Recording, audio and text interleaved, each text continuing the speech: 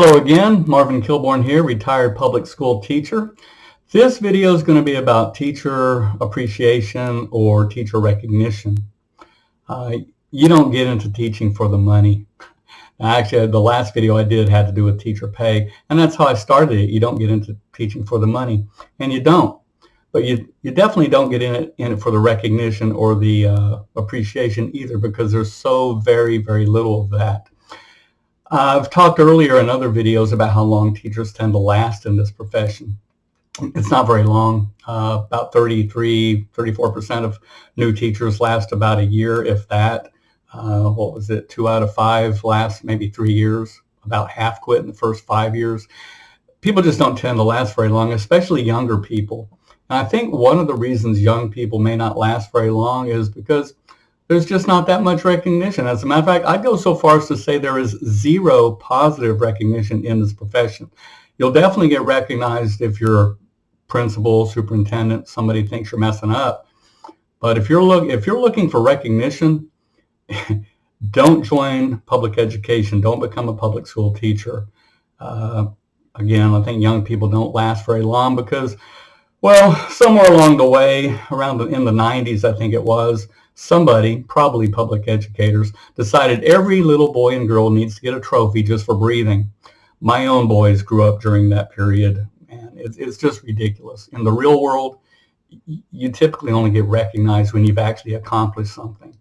So if you're looking for recognition, don't become a public school teacher. It's just not going to happen. You can walk into a restaurant, a business, and you may see pictures of the employee of the month, employee of the quarter, employee of the year. I mean, there's a lot of companies, corporations that do recognize excellence. I spent 22 years in the Air Force, and we had Airman of the Month. And to make this simple, we had like Airman of the Quarter, NCO of the Quarter, Senior NCO of the Quarter, Officer of the Quarter, Civilian Employee of the Quarter.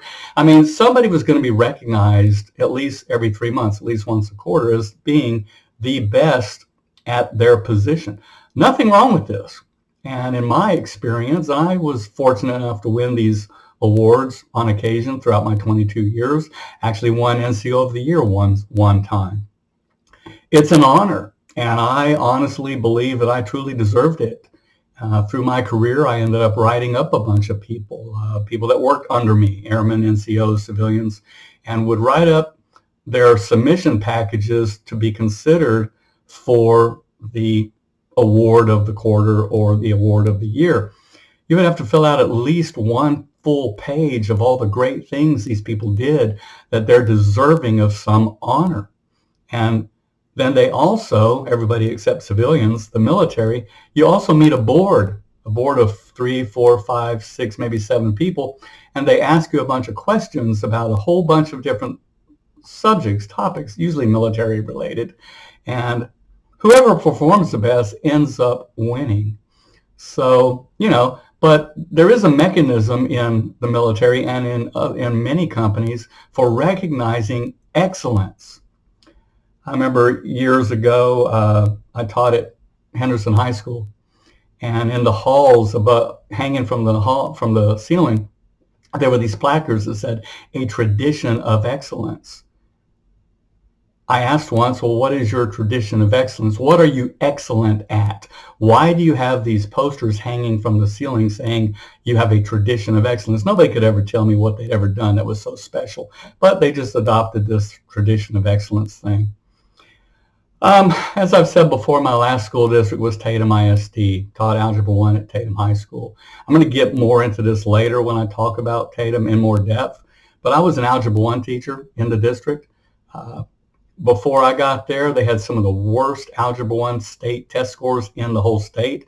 I mean, they were pathetic. We were getting like 55% pass rate, 60% pass rate. It was horrendous. They were just horrible. Well, I got hired, and my very first year there, we had a 92% pass rate.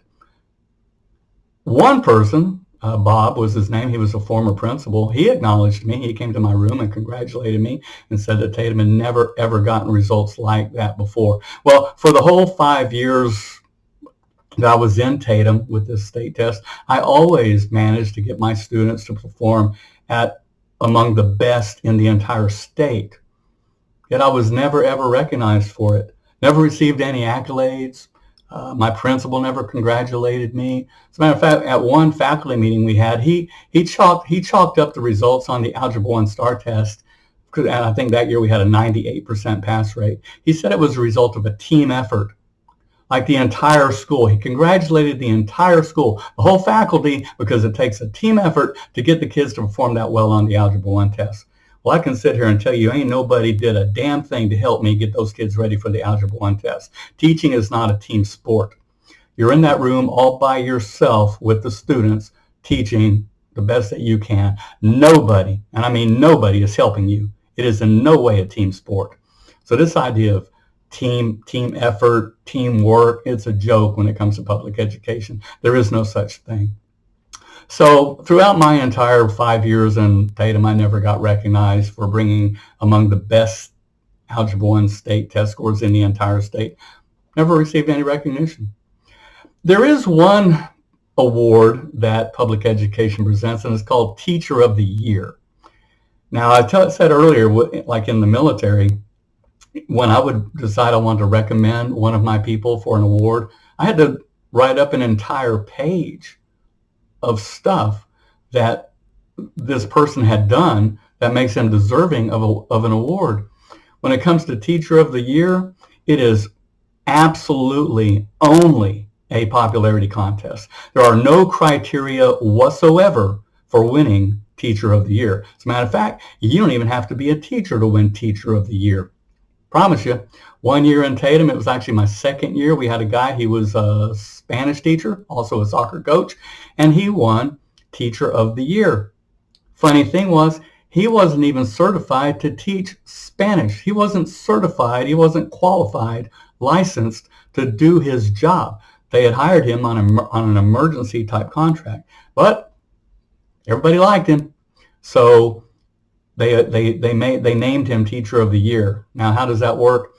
Towards the end of the year, the principal sends out a list of names, and basically it's just every single person, every single teacher that works in the school, except for those that have only been there less than 3 years. That seems to be the only criteria that you have to meet, is you have to be with the district at least 3 years. So the principal sends out a list of every single teacher who've been with the district for at least 3 years, and you just vote for the person that you think should win the Teacher of the Year this year.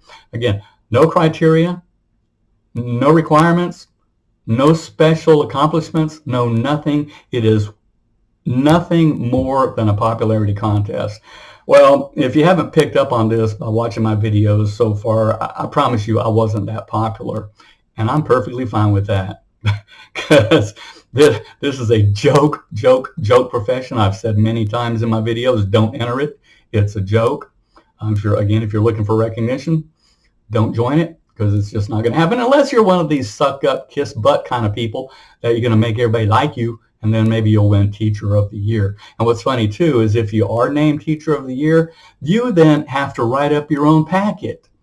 Never had to do it. I think it's 5 essays, because I knew a lady that won it, and she said she had to write her own package justifying why she was so deserving of being named Teacher of the Year. And there's like 5 essay type questions.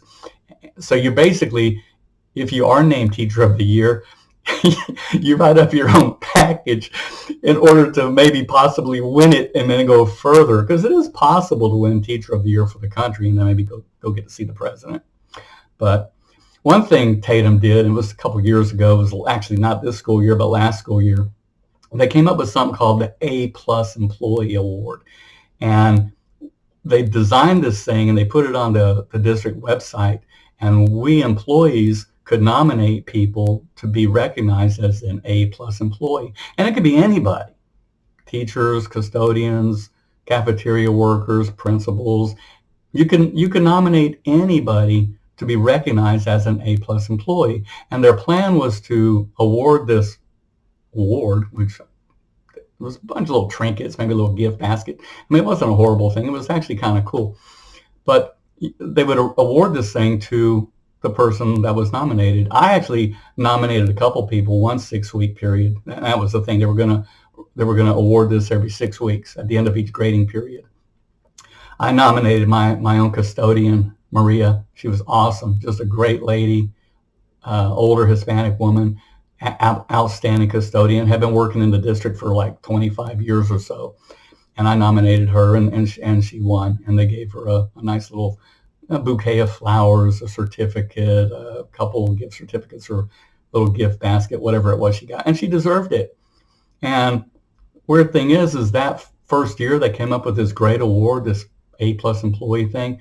They only awarded it, to my knowledge, and I check the website all the time. They awarded it to an office worker once, and of course to Maria. Nobody else ever got recognized. What's funny is one of my co-teacher friends nominated me for this.